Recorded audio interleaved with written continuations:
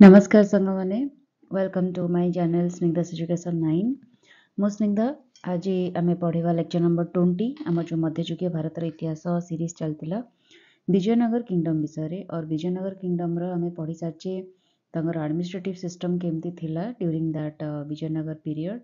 बर्तमान आम पढ़ा कि बाहमनी किंगडम कौन थिला एक्सपांशन केमती हला डिसइंटीग्रेशन केमती हला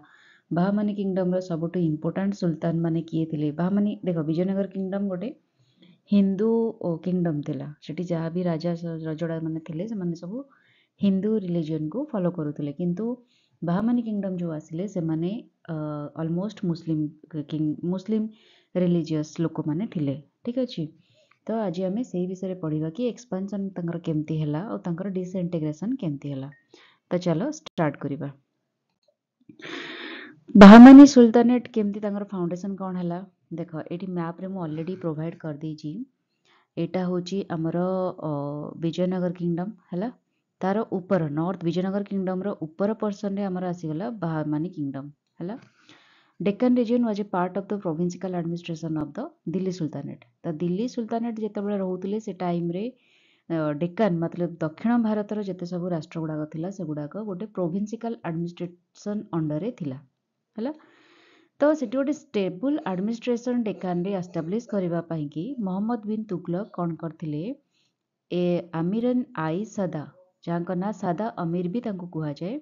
जी कि एडमिनिस्ट्रेटिव हेड थिले ऑफ 100 विलेजेस माने तांकर जो मोहम्मद बिन तुगलक जितेबाला शासन कार्य संभाल तो तांको टाइम रे तांको जी आर्मी चीफ थिले तांको ना थिला सदर अमीर तो सी एडमिनिस्ट्रेटिव चीफ थिले और सी पाखापाखि 100टा गाँव हेड थिले एडमिनिस्ट्रेटिव हेड है। 1337 रे गोटे कनफ्लिक्ट है between the officer in the Deccan and Delhi sultanate Mohammad bin Tughlaq time period रे तो पढ़िले।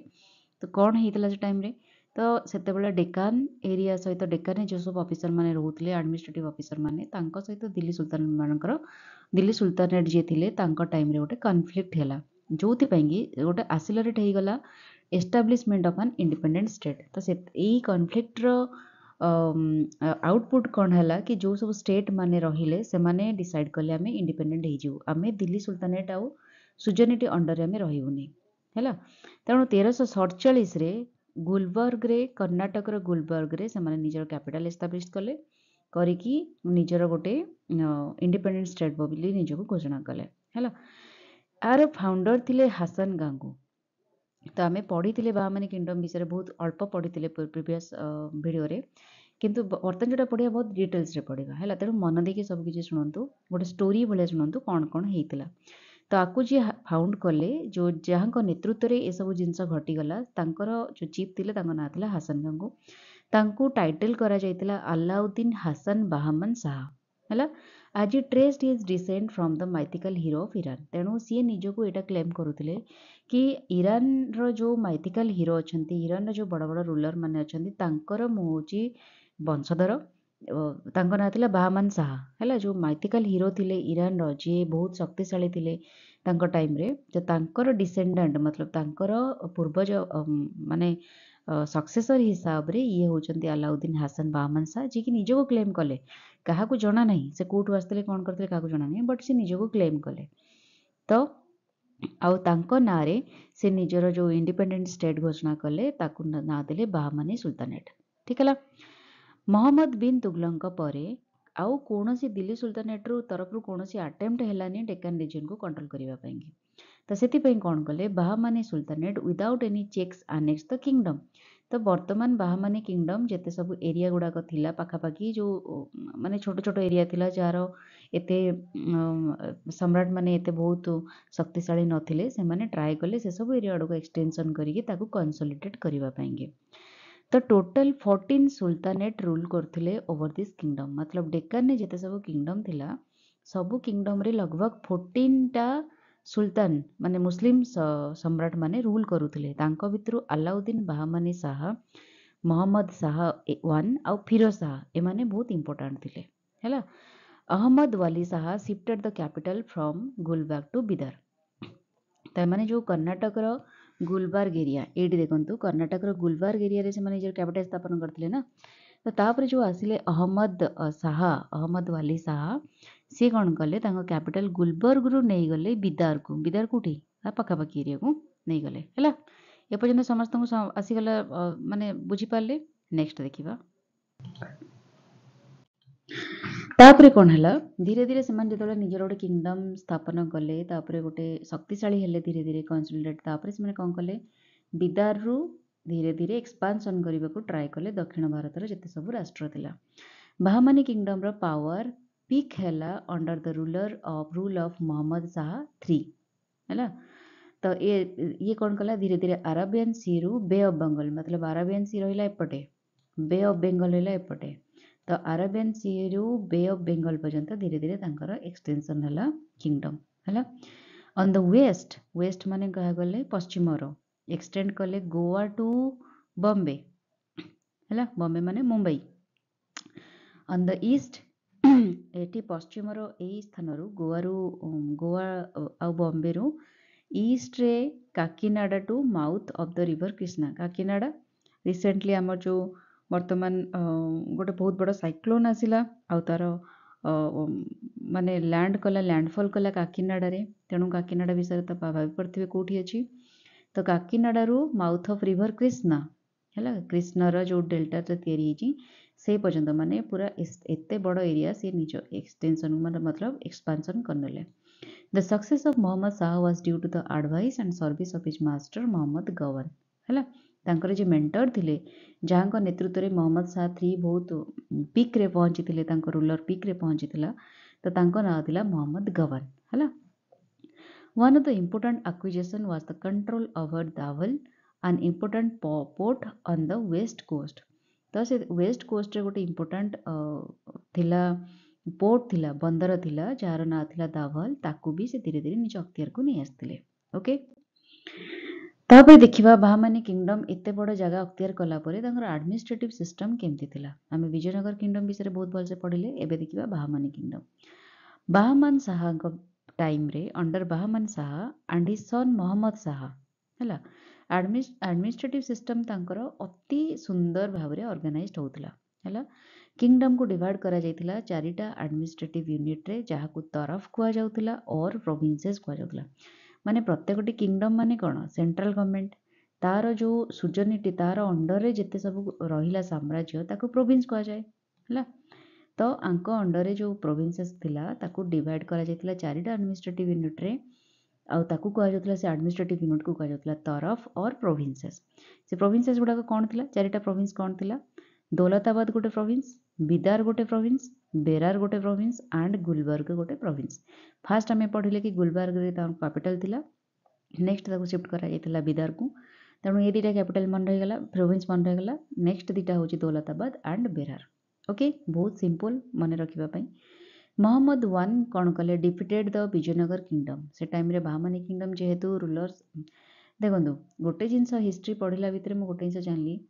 कि एका बेले दीटा किंगडम केबे भी सेम आधिपत्य रे रही पारि नांती ठीक अछि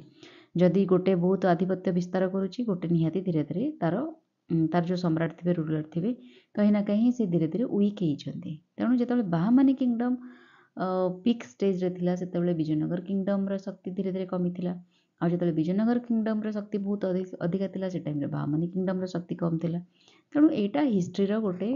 मतलब एटा गोटे थंब रूल ठीक अच्छे तेणु मोहम्मद वन जिते शक्तिशाली थे सी विजयनगर किंगडम को डिफिट करते कन्सिक्वेंटली गोलकुंडा जेहेतु गोलकुंडा सहित मिसिकी विजयनगर किंगडम बहुत किसी तैयारी माने साजिश रचुला बाहमानी किंगडम को तैयार करने कि से टाइम रे से बाहमानी विजयनगर किंगडम रो राजा को भी परास्त करते सहित आलियंस रे थिबा गोलकुंडा राज्य को भी परास्त करी गोलकुंडा को निज बाहमानी किंगडम सहित मिसई देथिले हैला प्रोविंसिकल एडमिनिस्ट्रेशन भितर आमे तो जानले एवरी प्रोविंसेस वाज अंडर ए तरफदार माने प्रोविंसेस रो जी राजा थिले माने जी गवर्नर थिले प्रोविंसेस को जी चलाउथिले तांको तरफदार कहा जाउतला या फिर तांको सूबेदार भी कहा जाउतला हैला मन रहिला एवडा को नोट कर रखि देथिबे एटा एग्जाम रे एमसीक्यू रे आसीबो खालिसा लैंड कौन थिला किछि गोटे लैंड थिला जोटा कि कन्वर्ट कराउतला खालिसा लैंड को फ्रॉम द जुडिस्टिकेशन ऑफ द तरफदार ये जो तरफदार थिले प्रोविन्सियल जी प्रोविन्सेस जी हेड थिले सी तो निज भरण पोषण भी तो पेमेंट करा पड़ो ना तो से टाइम रे गोटे भल जिनस थिला कि पेमेंट न करा जाए गोटे एरिया दे दउथिले गोटे लैंड दे दउथिले से सेतिरो रेवेन्यू जनरेट करिकि निजर भरण पोषण करुथिले तो से लैंड को कुआ जाउतला खालिसा लैंड हैला khalisa land was the piece of land which was used to run expenses of the king and the royal household तो एगुड़ाक खालिसा लैंड को यूज कर जाउतला राजा मानक पई आउ तांकर जो रॉयल तांकर राजंकर भरण पोषण पई जेते सब कार्यकलाप होउतला से खालिसा लैंड रो ही एक्सपेंसेस करा जाउतला मिलिटरी ट्रेनिंग पई कोन होउतला Bahmani rulers employed Turkish and Portuguese expert Turkish आ पोर्तुगीज रे जो जो एक्सपर्ट माने रहउतले तांकू से निज आर्मी भितरे एम्प्लॉय करुतले ताकि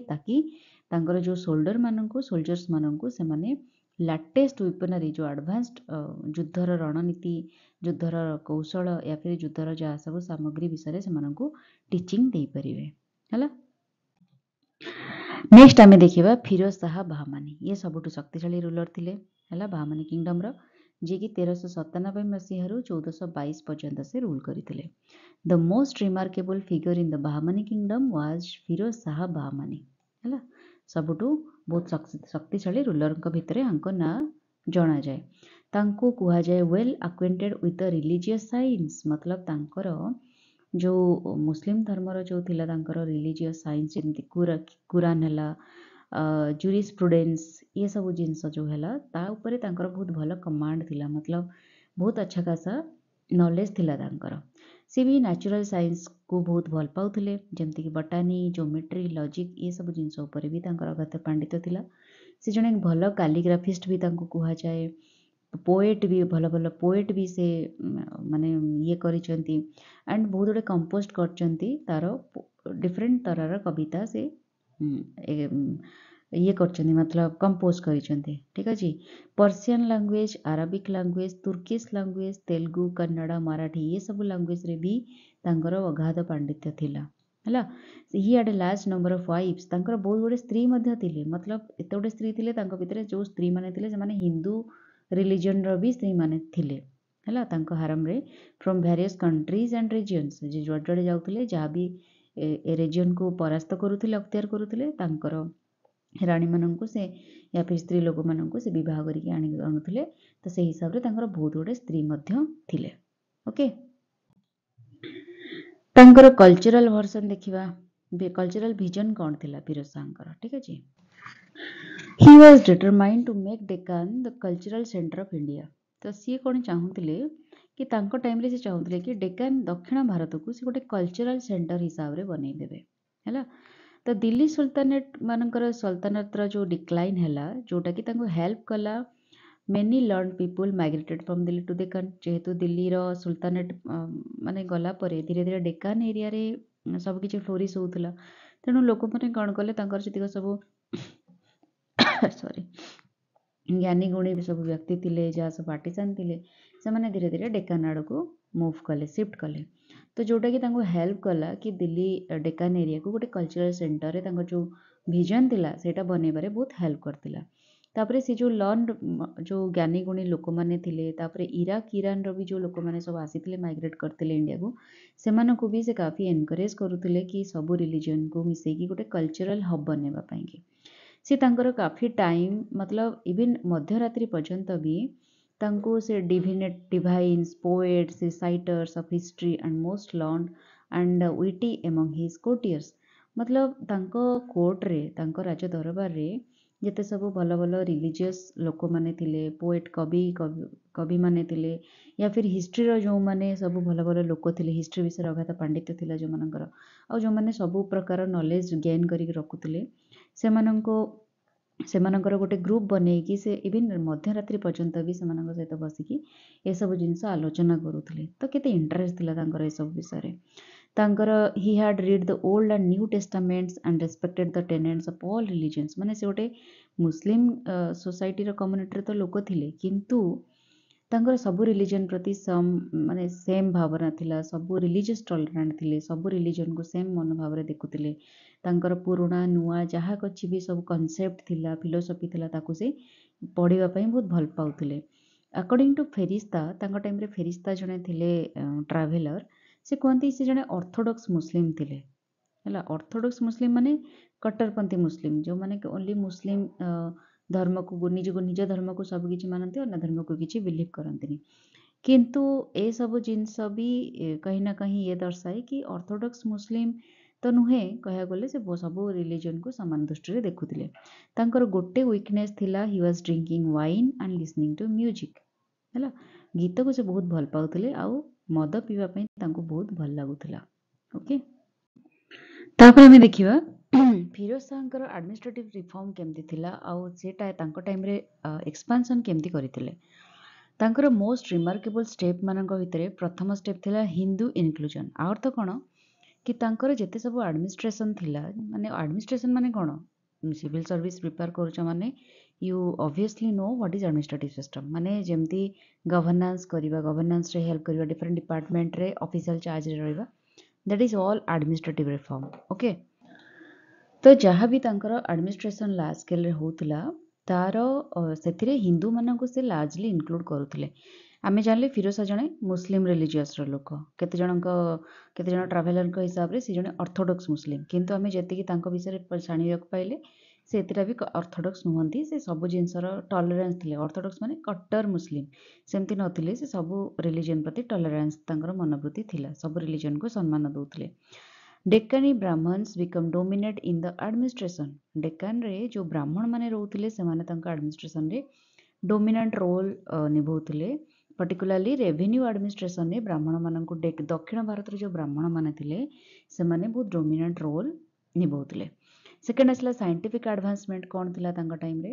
Firoz encouraged pursuit of astronomy and built an observatory near Daulatabad. ଠିକ୍ ଅଛି, ତ ସିଏ କ'ଣ କରିଥିଲେ ତାଙ୍କ ଟାଇମ୍ରେ, ଯେହେତୁ ସେ ଗୋଟେ ବହୁତ ଜ୍ଞାନୀ ବ୍ୟକ୍ତି ଥିଲେ ଆଉ ସବୁ ଧର୍ମ ଉପରେ ସେ ତାଙ୍କ କୋର୍ଟରେ ଡିଫରେଣ୍ଟ ଟାଇପ୍ର ଜ୍ଞାନୀ ଗୁଣୀ ଲୋକମାନଙ୍କୁ ସେ ଡାକିକି ସେଠି ଡିବେଟ୍ କରୁଥିଲେ, ସବୁ ଜିନିଷ ଶୁଣୁଥିଲେ, ବହୁତ ଗୁଡ଼ିଏ ଜିନିଷ ତାଙ୍କର ଚାଲିଥିଲା କୋର୍ଟରେ। ତ ସେଥିପାଇଁ ସେ ଆଷ୍ଟ୍ରୋନୋମି ଉପରେ ବି ତାଙ୍କର କାଫି ସାରା ଇଣ୍ଟରେଷ୍ଟ ଥିଲା, ଯେଉଁଥିପାଇଁ ସେ ଆଷ୍ଟ୍ରୋନୋମିକୁ ଏନକରେଜ୍ କରୁଥିଲେ। ଅବଜରଭେଟରୀ ବନେଇଥିଲେ ନିୟର ଦୌଲତାବାଦ। ହେଲା, ଟ୍ରେଡ୍ ଡେଭଲପମେଣ୍ଟ ତାଙ୍କ ଟାଇମ୍ରେ କ'ଣ ହେଇଥିଲା? ସେ କାଫି ସାରା ପୋର୍ଟ, ପ୍ରିନ୍ସିପାଲ ପୋର୍ଟ ଥିଲା ତାଙ୍କ ଟାଇମ୍ରେ, ଯେଉଁଟା ବନ୍ଦର ଥିଲା ଚାୱଲ ଆଣ୍ଡ ଧାୱଲ। ହେଲା, ଯେଉଁଟାକି ପର୍ସିଆନ୍ ଗଲ୍ଫ ଆଣ୍ଡ ରେଡ୍ ସିରୁ ଟ୍ରେଡିଂକୁ ସେ ଆଟ୍ରାକ୍ଟ କରୁଥିଲା। ଟେରିଟୋରିଆଲ ଏକ୍ସପାନ୍ସନ୍ କ'ଣ ଥିଲା? ତାଙ୍କ ଟାଇମ୍ରେ ବାହାମାନି କିଙ୍ଗଡମ୍ ଏକ୍ସପାଣ୍ଡ କରିଥିଲା ଟୁୱାର୍ଡସ୍ ବେରାର ବାଇ ଡିଫିଟିଂ ଗୋଣ୍ଡ ରାଜା। ସେଠି ବେରାରରେ ଗଣ୍ଡ ରାଜା ସେତେବେଳେ ନରସିଂହ ରାୟ ଅଫ୍ ଖେରଲା ଥିଲେ, ତାଙ୍କୁ ସେ ଡିଫିଟ୍ କରିକି ତାଙ୍କ ଝିଅକୁ ସେ ମ୍ୟାରେଡ୍ କରିଥିଲେ। ହେଲା, 1419ରେ Firoz Shah Bahmani was defeated by Devaraya two. ସେତେବେଳେ ଫିରୋଜ ଶାହ ତାପରେ ଧୀରେ ଧୀରେ କ'ଣ ହେଲା, ବିଜୟନଗର କିଙ୍ଗଡମ୍ରେ ଜଣେ ଆସିଗଲେ ରାଜା, ଯିଏକି ଥିଲେ ଦେବରାୟ ୱାନ୍। ହେଲା, କୃଷ୍ଣଦେବରାୟ। ତାଙ୍କ ଟାଇମ୍ରେ ସେ ଯେତେବେଳେ ବହୁତ ଶକ୍ତିଶାଳୀ ହେଇଗଲେ, କୃଷ୍ଣଦେବରାୟଙ୍କ ବିଷୟରେ ତମେ ପଢ଼ିଲେ ବିଜୟନଗର କିଙ୍ଗଡମ୍ ପ୍ରିଭିୟସ୍ ଭିଡ଼ିଓ ଆପଣମାନେ ଦେଖିଥିବେ। ତ ସେତେବେଳେ ଫିରୋଜ ଶାହ ବାହମାନି ଆଉ ଏକ୍ଜିଷ୍ଟ କରିପାରିଲେନି। ତାଙ୍କ ହାତରେ ସେ, ମାନେ ବିଜୟନଗର କିଙ୍ଗଡମ୍ ତାଙ୍କ ରୁଲରଙ୍କ ହାତରେ ସେ ଡିଫିଟ୍ ହେଲେ 1419 ମସିହାରେ। ଓକେ, ନେକ୍ସଟ ଦେଖିବା ଅହମ୍ମଦ ଶାହ। ବାହମାନି ଶାହଙ୍କ ପରେ ଆସିଲେ ଅହମ୍ମଦ ଶାହ। ତାଙ୍କ ଟାଇମ୍ରେ କ'ଣ ଏକ୍ସପାନ୍ସନ୍ ହେଲା ସେଟା ଦେଖିବା। ଏଇ ଡିଫିଟ୍ ହେଲା ପରେ ଫିରୋଜ ଶାହଙ୍କର ପୋଜିସନ୍ ଡେଫିନେଟଲି ୱିକେଣ୍ଡ ହେଇଗଲା। ହେଲା, he was compelled to abdicate in favour of his brother Ahmad Shah, who is called saint Wali on account of his association with the famous Sufi saint Gesudaraz. ଏଠି କ'ଣ ହେଲା, ଫିରୋଜ ଶାହଙ୍କର ଜଣେ ଭାଇ ଥିଲେ ଅହମ୍ମଦ ଶାହ। ଯେତେବେଳେ ସେ ଫିରୋଜ ଶାହ ହାରିଗଲେ ଯୁଦ୍ଧରେ ବିଜୟନଗର କିଙ୍ଗଡମ୍ଠୁ, ରୁଲରଙ୍କଠୁ, ତାପରେ ବାଧ୍ୟ ହେଇକି ସେ ଛାଡ଼ିଦେଲେ ତାଙ୍କ ରାଜକାର୍ଯ୍ୟ, ତାଙ୍କ ଭାଇକୁ ସମର୍ପଣ କରିଦେଲେ। ତାଙ୍କ ଭାଇ ଥିଲେ, ତାଙ୍କ ନାଁ ଥିଲା ଅହମ୍ମଦ ଶାହ ୱାନ୍। ଆଉ ତାଙ୍କୁ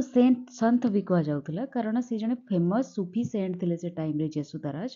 ତାଙ୍କର ଆସୋସିଏସନରେ କାମ କରୁଥିଲେ। ହେଲା, Ahmad Shah continued the struggle for the domination in the south India. ତ ସାଉଥ୍ ଇଣ୍ଡିଆରେ ଯେହେତୁ କୃଷ୍ଣଦେବରାୟଙ୍କ ରାଜ ସେତେବେଳେ ଚାଲିଥିଲା, ସେ ବହୁତ ପିକ୍ ପିରିୟଡ଼ରେ ଥିଲେ ତାଙ୍କର ରାଜୁତି, ତ ସେଥିପାଇଁ ସେ କାଫି ଷ୍ଟ୍ରଗଲ୍ କଲେ। ଅହମ୍ମଦ ଶାହଙ୍କୁ କାଫି ସାରା ଷ୍ଟ୍ରଗଲ୍ କରିବାକୁ ପଡ଼ିଲା। He could not forget that in the last two battles, Bahamani Sultan had been defeated. Ruler of Warangal sided with Vijayanagar.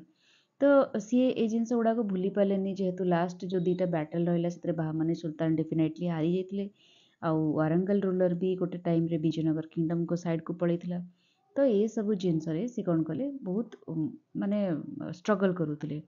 ତାପରେ କ'ଣ କଲେ ସେ ଗୋଟେ ନିଜର ଶକ୍ତିକୁ ବଢ଼େଇକି କାହିଁ ନା କାହିଁ ଗୋଟେ ମିଲିଟାରୀ କ୍ୟାମ୍ପେନ୍ କଲେ, ଆକ୍ରମଣ କଲେ ୱାରାଙ୍ଗଲ ଉପରେ। ୱାରାଙ୍ଗଲକୁ ଡିଫିଟ୍ ବି କଲେ ଆଉ ତା ରୁଲରକୁ ସେ ଯୁଦ୍ଧରେ ସେ ମାରିଦେଲେ। ତାପରେ ୱାରାଙ୍ଗଲର ମୋଷ୍ଟ ଟେରିଟୋରିଜ୍ ବହୁତ ଗୁଡ଼ିଏ ଟେରିଟୋରି ଏରିଆ ଗୁଡ଼ାକ ସେ ନିଜ ଅକ୍ତିଆରକୁ ନେଇ ଆସିଥିଲେ। ତାପରେ ସେ ନିଜ କ୍ୟାପିଟାଲକୁ ଗୁଲବର୍ଗରୁ ନେଇଗଲେ ବିଦାରକୁ ଟ୍ରାନ୍ସଫର କରିକି ହେଲା। He turn his attention towards Malwa, Gondwana and the Konkan. ये जो एरिया गुड़ाक थिला दक्षिण भारतर से एरिया को धीरे धीरे से स्टार्ट कले इन्वेड करवा है। तापरे आसिले Mohammad Gawan the architect of Bahmani glory. Mohammad Ahmad Shah पर आसिले मोहम्मद गवन। ये किए थिले? He was in Iranian by birth and was at first a trader. जन्मरू से जने इरानियन थिले। मोहम्मद गवन तांको नारू माने लॉजिक लगे पड़थिबो। इरानियन से थिले तांको जन्मरू किंतु से फास्ट स्टार्टिंग रो गोटे ट्रेडर थिले, गोटे बिजनेसमैन थिले, ट्रेडिंग करथुले। तांको टाइटल थिला Malik ut Tujjar, chief of the merchant, merchant मानकर चीफ थिले। बाय बाहमानी रूलर तांको टाइटल दिया जायतिला जेतेबेले बाहमानी रूलर थिले हुमायूं शाह, से टाइम रे तांको टाइटल दिया जायतिला मलिक उत तुजार, मर्चेंट मानकर चीफ हिसाब रे से रहउतले।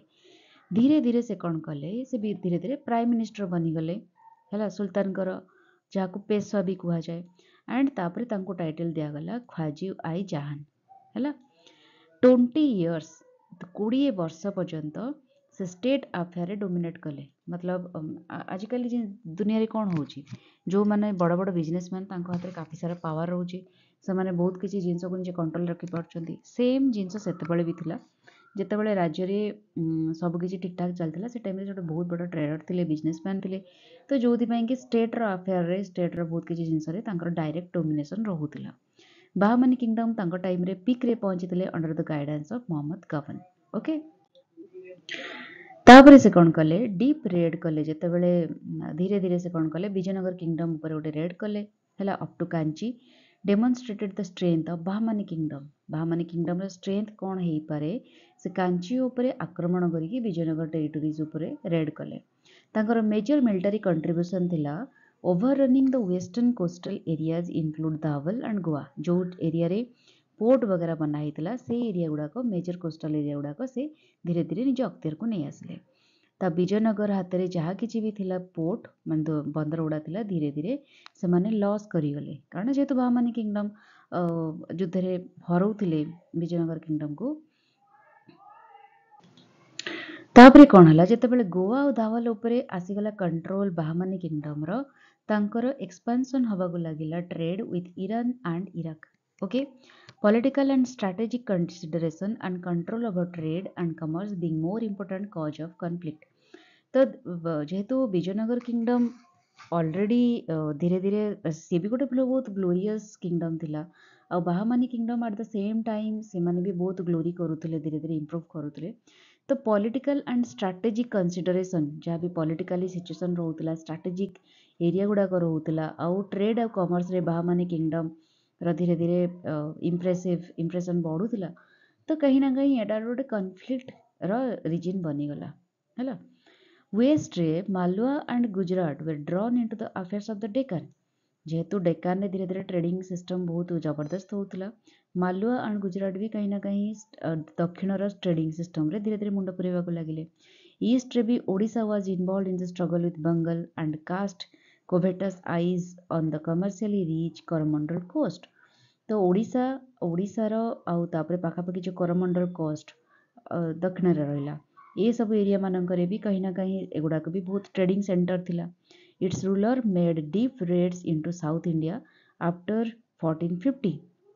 their aims reaching as far south as Madurai and the territories of area Odisha extended up to river Krishna। तो सेतेबेले आम ओडिशार भी जो सम्राट माने थिले से माने भी कहीं ना कहीं तांकर शक्ति बढ़ेबारे व्यस्त थिले हैला। जेमती हमर महा ऐरक खारबेल थिले तापरे डिफरेंट टाइप रो आसीगले किंगडम सब आसीगला डिफरेंट टाइप रो राजा सब आसते से बहुत शक्तिशाली रोते तो से भी चाहूले धीरे धीरे ओडिशार एरिया गुड़ाक एक्सटेंशन करने तो से करमंडल कस्ट तार धीरे धीरे तलू थे जो मदुराई एरिया आउ कृष्णा रिवर जो डेल्टा थिला से सब एरिया को से भी एक्सटेंड करने चाहूले Their activities further weakened the Vijayanagar Empire, which was passing through a phase of internal discord following the death of Raya II. Devaraya 1 तापर देवराय 2 सेमानकर डेथ परे धीरे धीरे विजयनगर किंगडम कहीं ना कहीं वीक होगी जाऊला आउ तार फायदा उठाउथिले जो साइड रे डिफरेंट स्टेट माने प्रोविंसेस माने रहउथिले ओके तापरे मोहम्मद गवन का टाइम रे एडमिनिस्ट्रेटिव रिफॉर्म कौन थिला ही carried out many internal reforms like provincial division रे तांको किंगडम को 8टा प्रोविंस रे डिवाइड करा जायतिला जाको तरफ बोली कुआ जाय प्रोविंशियल गवर्नर माननकु तरफदार बोली कुआ जाउतिला एटा भी हम पढ़िथिले आगरो सैलरी आ ओब्लिगेशन प्रत्येकटी जो मंत्री थिले नोबेल माने थिले तांकर फिक्स करा जाउतिला maintaining a contingent of 500 horses a noble received a salary of 1 lakh hunds per year माने गोटे मंत्री पाखरे जदि से 500टा हॉर्स को मेंटेन करूची ताले ताला सैलरी पाखापाखि 1 लाख हुन्स पर ईयर वर्ष को 1 लाख हुन्स तांको मिलुतिला ठीक अछि सैलरी कुड बी पेड माने कैश रे भी दिया जाउतिला या फिर जागीर मतलब गोटे लैंड तांको प्रोवाइड करा जाउतिला से लैंड रो से माने रेवेन्यू जनरेट करिकी भरण पोषण करुले हॉर्सेस को मेंटेन करुले जहाँ भी एरिया को मेंटेन करुले okay those were paid by the means of jagir were allowed expenses for the collection of land revenues जो माने को जागीर दिया जाउतला इंस्टेड ऑफ कैश जो माने को कैश पेमेंट न कराएगी जागीर दिया जाउतला तांको लैंड रेवेन्यू भी कलेक्शन केमती करा जिवो केमती तार एक्सपेंसेस हबो ताकू भी से मानो अलाउ करा जाउतला इन एव्री प्रोविंसेस प्रत्येकटी प्रोविंसेस रे गोटे ट्रैक्ट ऑफ लैंड रोतला khalisa was set apart for the expenses of sultan माने देख जागीर धर देइतले माने गोटे लैंड देइतले राजा तांको नोबेल माननको लैंड रो गोटे पार्ट रोतला जाको खालीसा कुआ जाउतला एथरु जहाँ भी रेवेन्यू क्रिएट हबो एटा ओनली राजा पाखको जीवो हला एथरे नोबेल मानकर कोनोसे अधिकार रहिबनी लैंड रेवेन्यू सिस्टम कौन था efforts were made to measure the land and to fix the amount to be paid by the cultivators to the state तो जहाँ भी मेजर्स थिला लैंड रो हमर जेमते डेसिमिल अछि या फिर गुंठ मेजर्स अछि से टाइम रे डिफरेंट मेजर्स रहउतला आउ कल्टिवेटर जो माने कल्टिवेशन करुथिले चासी जहाँ भी पिजेंट्स सेमानकर कोन सेमाने कोन रेवेन्यू देबे केते कोन देबे सेटा ऑलरेडी फिक्स हेक रहउतला कह गले Mohammad Gawan great pattern of arts थिले मैग्निफिसेंट मद्रास ऑफ कॉलेज और कॉलेज भी बहुत गुड़े से बिल्ड करथिले in the capital of Bidar Persian style architecture को फॉलो करुथिले आउ तांको टाइम रे बिल्डिंग गुड़ाक डेकोरेट कराउथला विथ कलर्ड टाइल्स से टाइम रे टाइल्स भी व्यवहार होउथला 3 महला विशिष्ट हाई एंड अकोमोडेशन थिला 100 टीचर्स सॉरी 1000 टीचर और स्टूडेंट्स विशिष्ट 3 महला विशिष्ट कॉलेज वगैरह से बनाउथले वेर गिवन क्लॉथ माने जहाँ भी स्टूडेंट और टीचर रोउथले तांको क्लॉथ वगैरह दिया जाउथला फूड वगैरह भी फ्री रे दिया जाउथला ठीक अछि तापर हमें देखिबा लास्टली केमती बाहमनी किंगडम रो डिक्लाइन हला एंड डिसइंटीग्रेशन हला this is a very interesting story one of the most difficult problem Bahmani kingdom faced was strife lack of agreement और हार्मनी एमंग द नोबेल्स तो तांकर मेजर कॉज थिला कि जेते सब नोबेल्स माने थिले मंत्री परिषद थिले तांको भितरे गोटे कोलाबोरेशन रहु नथिला ठीक एग्रीमेंट रहु नथिला निज निज भितरे जोथि पई कि गोटे मेजर कॉज ऑफ कंसर्न रहउथिला डिसइंटीग्रेशन नोबेल गुडा को डिवाइड करा जैतिला लॉन्ग एस्टाब्लिश्ड डेकानीज सेकेंड रहउथिला newcomers who were foreigners जो माने ऑलरेडी डेकान रो तांकर बाय बार्थ नेटिव से मानकर डेकान से माने गोटे टाइप रो रहउथिले जो से माने जेनरेशन टू जेनरेशन तांका नोबेलिटी चलतिला बट सेकेंड टाइप ऑफ जो नोबेल रहउथिले से मान रहउथिले फॉरेनर्स तांको आफाकिस कुआ जाउथिला गरीब्स भी कुआ जाउथिला हला फॉरेनर्स से माने न्यू कमर्स रहउथिले हला आज new Qamar Mohammad Gawan was hard put to win the confidence of the Deccani जेहेतु न्यू कमर मानक से अलाउ करुले मंत्री परिषद भितर तेणु तांकर जो ऑलरेडी एस्टाब्लिश्ड नोबेल जो नेटिव नोबेल मान सहित तांकर से कॉन्फिडेंस गेन कर पारु नथिले मतलब कन्विंस हो पारु नथिले नोबेल माने कि आम माने आमर अधिकार को न्यू कमर मान को दिया जाउछि से टाइप जो फिलिंग्स रोला though he adopted a broad policy of cancellation the party strife could not be stopped से बहुत ट्राए करते कन्विंस करने कनसाइल करने मतलब ये जिन गुड़ाक लुचेवाई कि माने साटिस्फाई करने कि जो लंग रन रे जो डेकानिज मैंने अच्छा लंग एस्टाब्लीश डेकानिज नोवेल्स तांको साटिस्फाई करने बहुत किसी पॉलिसी भी आनी बट फिर भी कहीं ना कहीं से भितरे से नोवेल मानक भितरे निज प्रति से फीलिंग्स से ट्रस्ट क्रिएट कर पारि नथिले His opponents managed to poison the ears of young Sultan who had him executed in 1482. Muhammad was over 70 years old at that time. ଯେତେବେଳେ ତାଙ୍କୁ 70 ବର୍ଷ ହେଇଥିଲା ସେ ଟାଇମ୍ରେ ଜଣେ ତାଙ୍କର ଜଣେ ଅପୋନେଣ୍ଟ ଥିଲେ ଯିଏକି ତାଙ୍କୁ ଏକ୍ଜିକ୍ୟୁଟ୍ କରିଦେଇଥିଲେ ପଏଜନ୍ ଦେଇକି 1482 ମସିହାରେ। ତ ତାପରେ ଧୀରେ ଧୀରେ କ'ଣ ହେଲା ଗଭର୍ଣ୍ଣର ମାନେ ତାଙ୍କ ଆଡମିନିଷ୍ଟ୍ରେଟିଭ୍ ସିଷ୍ଟମ୍ ଧୀରେ ଧୀରେ ୱିକ୍ ହେବାକୁ ଲାଗିଲା। ତାପରେ ତ ପାଖାପାଖି ଯେତେ ସବୁ ସେ ପ୍ରୋଭିନ୍ସେସ୍ ଗୁଡ଼ାକ ଅକ୍ତିଆର କରିଥିଲେ ସେମାନେ ନିଜ ନିଜ ଭିତରେ ଇଣ୍ଡିପେଣ୍ଡେଣ୍ଟ ହେବାକୁ ଟ୍ରାଏ କଲେ। ତ ଯୋଉଥିପାଇଁ କି ବାହାମାନି କିଙ୍ଗଡମ୍ ଧୀରେ ଧୀରେ ଡିଭାଇଡ୍ ହେଇଗଲା 5 ପ୍ରିନ୍ସିପାଲିଟିଜ୍ରେ। One is Golconda, second one is Bijapur, third one is Ahmednagar, fourth one is Berar and fifth one is Bidar. तो ये देखिपारे ये Berar then Ahmednagar, this is Bijapur, Bidar and Golconda. ठीक है, तो किंगडम्स अहमदनगर, बीजापुर, गोलकोंडा यही जो किंगडम गुड़ा रहा अहमदनगर है, बीजापुर आउ गोलकोंडा एमाने सब मिसिकी कौन कले played a leading role in Deccan politics रे एमानकर लीडिंग रोल रहिला till their absorption in the Mughal empire during the 17th century. 17th century रे आसीगले हमर औरंगजेब तांको पूर्वरु तांकर पिता थिले ताको ना कोन थिला शाहजहान ये जेतेबेले आसिले 17th सेंचुरी रे तो धीरे धीरे डेकान पॉलिटिक्स रे समाने मुंड खेलेबा स्टार्ट कले आ सेई टाइम रे ए जो लीडिंग एरिया गुड़ाक थे अहमदनगर, बीजापुर, गोलकोंडा हालांकि बहुत परिश्रम करिया पड़ी से मुगल सम्राट मानक तथापि से पारि नाहांती कारण तापर पर मराठा भी आसीगले से भी बहुत नाकेदम करके रखिदेते। तो ये सब सिस्टम चलला। Bahmani kingdom acted as a cultural bridge between the north and south. तो बाहमानी किंगडम को माना जाए कि नॉर्थ एंड साउथ किंगडम भितर गोटे ब्रिज मतलब कल्चरल ब्रिज क्रिएट करते से by the successor this cultural tradition were continued by the successor state and also influenced the government of Mughal culture during the period। तो से माने tradition to tradition successor to successor से सब जिन गुड़ाक culture को से माने टेक ओवर करने को लगिले धीरे धीरे ता कंटिन्यूटी मेंटेन करने को लगिले एंड मुगल पीरियड टाइम रे भी से कल्चरल इन्फ्लुएंस कहीं ना कहीं देखा को मिले। तो यहाँ रहा मोर बाहमानी किंगडम विषय कंप्लीट होगा। नेक्स्ट आम मुगल सम्राट विषय पढ़ा। तो केमती लगला वीडियो मत निश्चय जनइबे कमेंट बॉक्स रे। Okay, stay tuned with my channel for the next video. Tata bye bye, take care.